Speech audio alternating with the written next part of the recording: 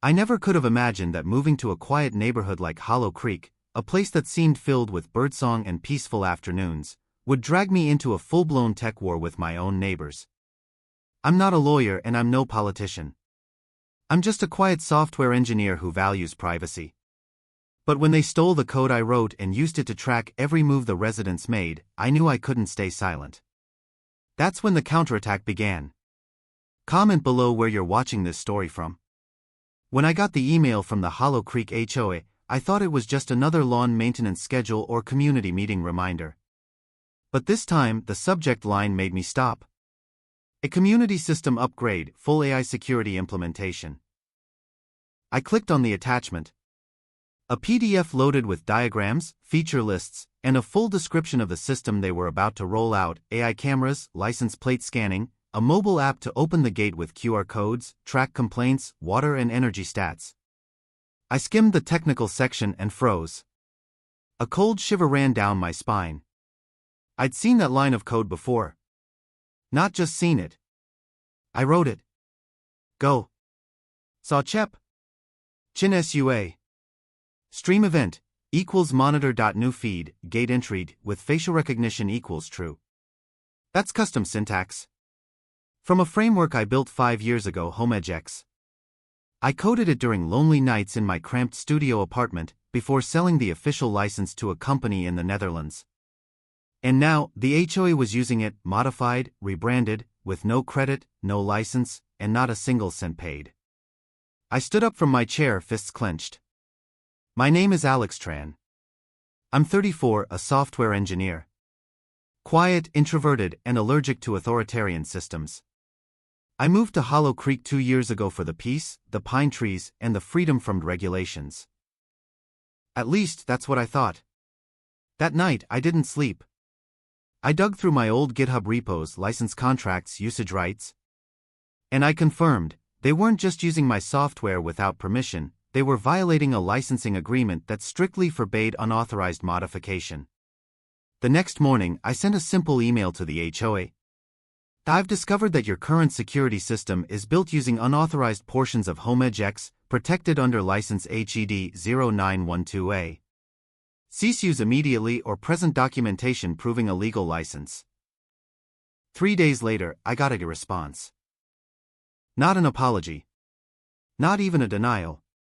They sent me violation notices. Security camera not up to HOA standards. Front yard tree not trimmed to approved height. Garage door paint not matching approved color. And a vague pending fine for unspecified violations. Total, $2,600 in fines. I stared at the papers and let out a dry laugh. Fine. You want to play dirty? You stole the system I built. And now I'm going to tear it down one line of code at a time. I didn't retaliate publicly. That's the trap. They wanted me loud and angry so they could label me the difficult resident, rack up more fines, and push me out quietly. No. I played my own game, the one written in shell scripts, virtual servers, and hidden subroutines. I started by analyzing the system they were running. They claimed it was a custom built for Hollow Creek, but one look at the structure told me the truth. This was HOMEGX, sloppily patched and modified by amateurs. I found an old debug backdoor I'd left during development, forgotten by me, overlooked by them. I activated it from my machine. I spun up a shadow server and began logging everything. And I mean everything. Gate entries. Facial recognition logs. Flagged a high-risk residence. They had marked 7 of us as a community risk level red. Including me. We were being watched. Tracked. Categorized. And the residents had no idea. In 72 hours, I'd cloned the entire HOA system, AI, license plate logs, mobile app, everything. And then I found the real flaw. Their system used JWT tokens for admin access. But the tokens had no expiration date and improper encryption. I could log in as admin anytime. From anywhere. This wasn't just about code anymore. This was power. Friday night, 11:43 p.m. I sent a detailed legal report to my lawyer, documenting copyright infringement, illegal data collection, and gross security violations. I copied it to a journalist at Tech States. Then, I wrote 4 simple lines of code. A silent trigger. It wouldn't do anything yet. But exactly 7 days later, every camera in the neighborhood would display. This system was stolen. You are being watched illegally. HOA equals hacked. I wasn't destroying anything. I was turning on the lights. And exposing the rot that had been hiding in the dark. Saturday 6 a.m. The HOA's security system rebooted like it always did every morning. Except this time my trigger woke up with it. Every camera feed in Hollow Creek flashed a black screen with white text. This system was stolen.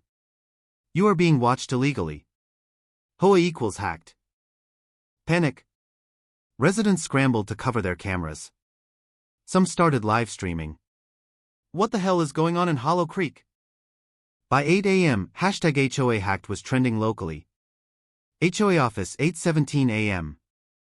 Karen Fielding, the HOA president, slammed her desk while Richard, the system admin, muttered helplessly. The external breach. All logs encrypted. We can't access the system. Can't reboot. Nothing. Karen screamed, "This is cyber terrorism." No, Karen. This is digital justice. Community meeting 10:30 a.m. For the first time, the entire neighborhood gathered in the community center. Fear was on their faces, but so was rage. Are they watching us? Did they spy on my living room? Guy never agreed to this. Karen tried damage control. This is a foreign hack. We'll investigate. I stood and walked to the mic. No. This wasn't foreign. It came from the inside. From code you stole. Silence. I opened my laptop. Projected everything on the big screen. Proof of HomeEdgeX source code being used illegally. Camera logs tracking residents. Fake licenses. Risk rating reports on community members, like 73-year-old Grace, marked level 2 risk for putting a swing chair in her yard. People lost it.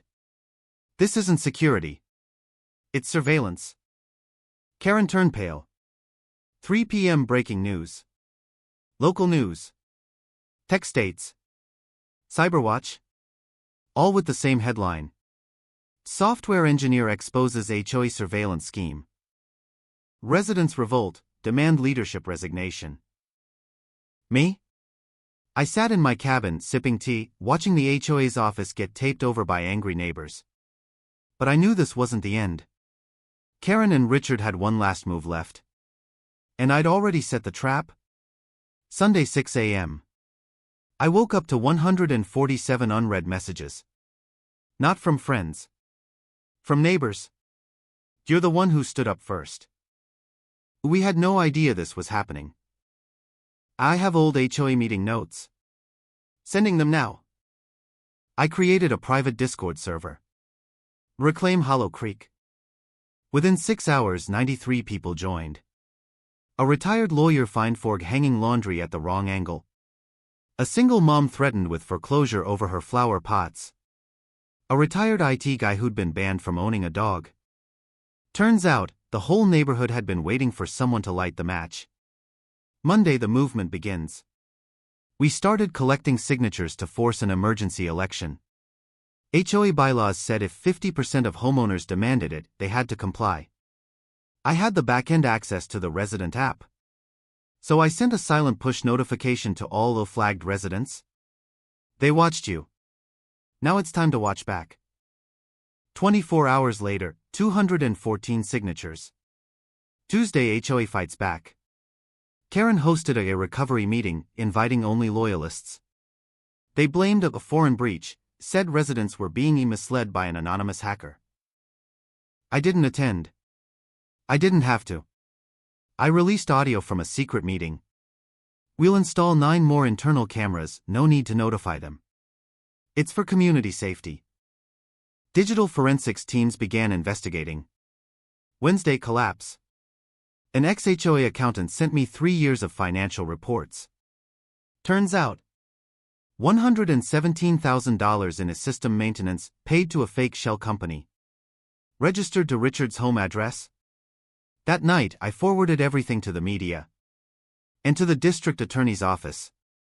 By Friday, the HOA board was suspended. Grace, the dangerous grandma, was elected interim president. I turned down all nominations. I don't want to lead, I told them.